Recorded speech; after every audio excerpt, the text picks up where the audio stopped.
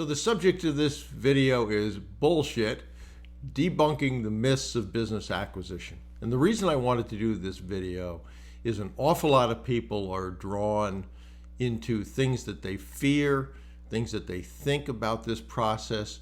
And so I wanted to go through some of those and give you some answers. Maybe you are struggling with the same thing or have the same feeling. So I wrote an email, which was, I would like to get your feedback on a question. When you first thought about acquiring businesses through this business acquisition process, what things were you afraid of or didn't believe were possible that you now see as possible and now have taught yourself that those fears or doubts were wrong? And I sent that to mentees. I figured they were the best to answer this question. It's been a long time since some of those fears that people struggle with, I struggle with today. I don't, but I did at one point in time. So I got well over 100 responses to that, and I've written a bunch down, and I want to go through that. So I'm going to read some of them to you. I'm going to do this in two parts. I'm going to do this video, and then the second part of this I'm going to do in a podcast, and I'll go through the balance of these. So let's talk about that. The first is, the only industry that this can work in is healthcare. No, that is not true. Most of the people that come to me looking to think assisted living or home health care. While that was, I think, a better industry pre-pandemic, labor shortages, regulations, reimbursements have affected that certainly. So I've got successful people in many different industries, not just healthcare. So that's the first one. And I'm going to read these and then I'm going to comment on them. I'd say the delayed and discounted fees for professionals. It wasn't so much that I doubted myself on eventually getting it once I knew it was possible. That's an interesting way to look at it. But I just never thought it even existed or was common practice until I heard it from you guys. I just never imagined a large firm would do anything without a cash payment. And to be fair, even after realizing it, there still were some nerves to get over, knowing you were going to have to develop yourself through a series of presentations to get to the point where you were sharp enough and convincing enough to sell it. One of the things in sales I say a lot is that the first person you have to sell is yourself. Unless you're a con man who can do these things, you have to believe that what you're offering really is something that's of value to the other person, okay? Things you didn't think were possible. 100% out-of-pocket to finance was something I did not know existed until I started interviewing banks. The same with the hunting line of credit. Never knew it existed. As for the biggest fear, first few times I spoke to highly successful people for board member interviews, I was nervous that I would get ripped up for not having all the answers regarding financing, incorporating, etc. Out of the 40 to 50 people I interviewed, only 2 drilled me on my vision and approach for my acquisition goal. 95% of the stuff you worry about is not going to happen. I have many fears when acquiring businesses. I think the most general one is the fear of going bust. One bad capital expenditure and you have a default, or one bad capital expenditure and you're in a position that is almost impossible to recover from. So a couple things on that. I live in Maine. There was a company, Dexter's Shoe in Maine, that Berkshire Hathaway purchased. They said it was the worst deal they ever did. It was an all-stock deal. Berkshire Hathaway, the shoe business, wasn't as good as they thought it was. And I think it was 430 odd million they got in Berkshire Hathaway stock back in the 90s, which has now made those people billionaires. But you look at Warren Buffett, yeah, that was the worst deal he ever did, he said. But he did a lot of other deals. And one of the things to think about is go through the process of doing smaller deals first. You're not going to be as good as you are later on. You're not going to know all the answers.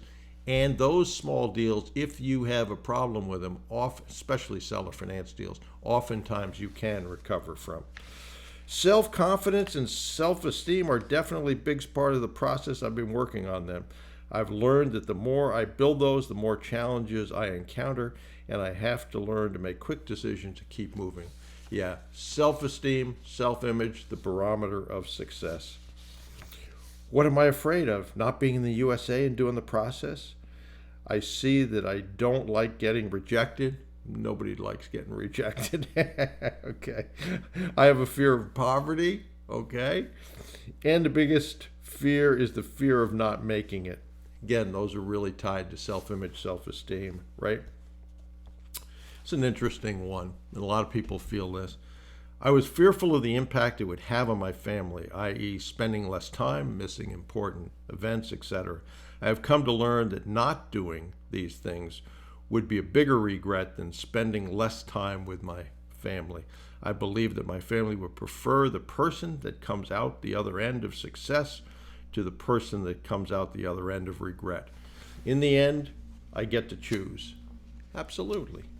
Okay? Here's a series of ones that he didn't think were possible. Free founders equity, okay? Having people come on board and provide you guidance and work while not being paid a single cent, all while being genuinely happy to do so. That's if you lead them, if they believe in what you're doing. Law and accounting fees, deferred, rolled, without a retainer, definitely an eye-opener. Speak to professionals and industry experts before having a company with revenue. Have banks seek you out to get a deal done and lend you fund. Banks, like any business, they have to sell their product. It just happens to be capital. Hell, even a VA from another country that's cheaper than the US-based ones and still provides results. What I have learned is you truly don't know what you don't know. That's all good. Mr. Whipple, I never thought I could attract top-tier professionals to work with me, as I've never been around successful high achievers before. Most of the people I know are in software. I've never known anyone who's a chief executive, so being able to bring such performers onto my board is a huge confidence boost at the start of my journey. Absolutely.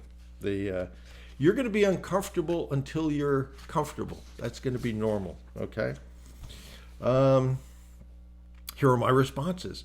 Things I was afraid of: finding and working with a world-class board, selecting an industry I was not an expert in. That's interesting. Asking for discounted delayed fees. Okay. Mr. Whipple is expensive, and I have never needed to pay for mentorship before. You know, most things you get exactly what you paid for. Things I didn't believe were possible and now are possible. Building a world-class board. He's done that.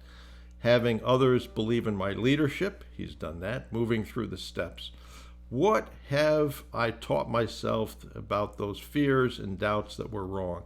I just needed to keep my head down and focus on the step I'm on with blinders. Absolutely. Don't go ahead of the process. Looking ahead to the next step or worrying about future step instills great fear and trepidation. Yep. Paying for mentorship is worth it if you're making progress and achieving results. And if you're not, no, it's not worth it. So I'm glad he is making progress. Trust the process. Ask and you may receive. Never ask, never get. I say that a lot. Seeing others move through the steps shows me what I can do. His daily fear is just his current financial position. I can certainly relate to that in my early days of doing this and running out of cash. Usually there's a way to find the capital. When you first thought about acquiring businesses through a business acquisition process, what were you afraid of? Culture clash of me learning the business acquisition process step by step and then doing the steps to find people that are from that world. Okay? I have never entered and doing it with confidence. Okay? I did not see people in the M&A ever wanting to talk to someone who never knew the process until recently. Now I know that as long as I follow the steps and I'm confident, which much of the role plays at home and rereading my notes helps, that it can be done as long as I don't give up and I stay in the present. And what have you taught yourself about fears that were wrong? I learned that the fear is only in my mind, and I believe it will happen. As soon as I changed into that, I can do this step in one day at the time. And that's what happened, realizing I was doing the business acquisition process. In other words, my life did not change until my mind changed. Amen to that. Okay? What were you afraid of? Have I selected the right industry? And he says it so perfectly here. There is no perfect industry. So many people look and say, I want to find the perfect one. You don't need the perfect one. Speaking with big hitters when building the dream team, that was what he was afraid of or didn't think possible. There are some of the nicest and most helpful people I spoke to. Absolutely. You're going to find, if you haven't already, that some of the biggest hitters are the easiest people to talk to. And they usually don't ask questions like, you've never done this before, seller finance won't work, how do you know that? You don't have any capital, you don't have a fund. They realize that capital finds good ideas, so they're more interested in, is the idea good?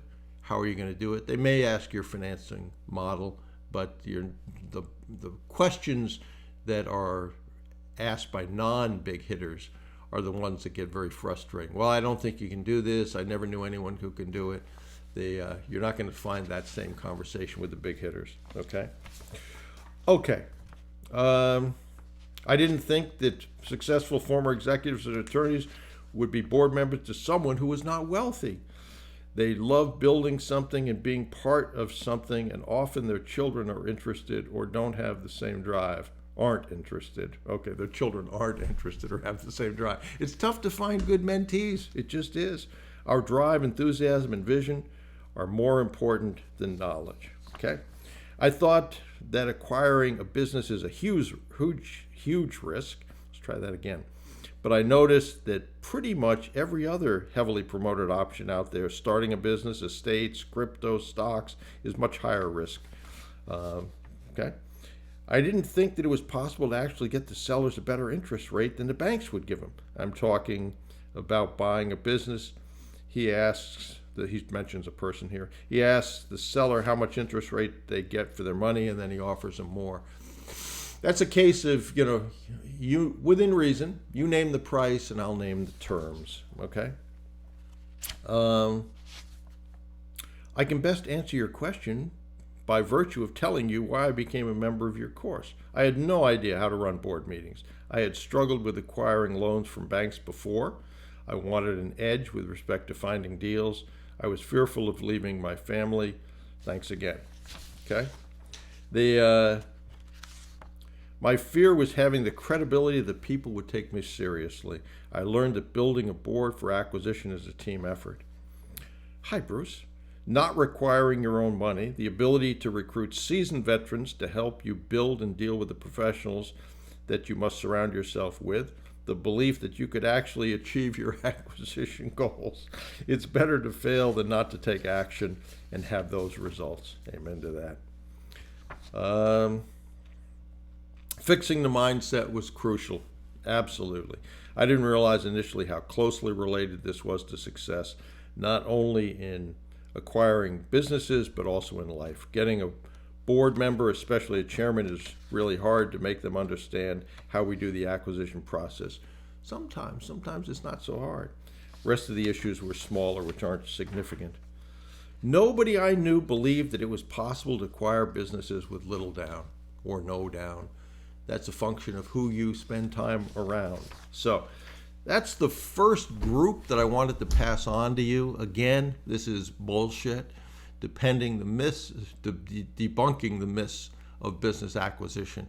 What I just said isn't bullshit, but a lot of what you hear about this process is. So look for that podcast. I want to encourage you to think about these things that other people have struggled with. Many of them you will struggle with yourself.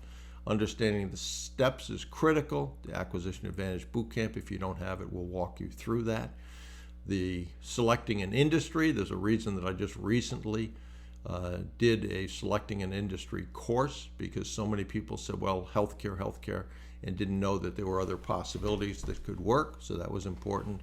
And then if you're interested in how to start conversations, go over to brucewhipple.com. There's a free course there that will give you several conversation starter templates. If you want to go there directly, just go to brucewhipple.com/get class. But I hope this helps. I want to thank the more than 100 people that responded with what they're struggling with. It showed me that, again, the mindset, self-image, self-esteem, knowing the steps, that we all have encountered those fears. They're normal. You will be outside your comfort zone. Eventually, you will be inside your comfort zone, or you'll continue to expand your comfort zone. So thanks for that input. Hope that helps. And one of the biggest things that contributes to success of people doing this is just taking action, massive action, on a consistent daily basis.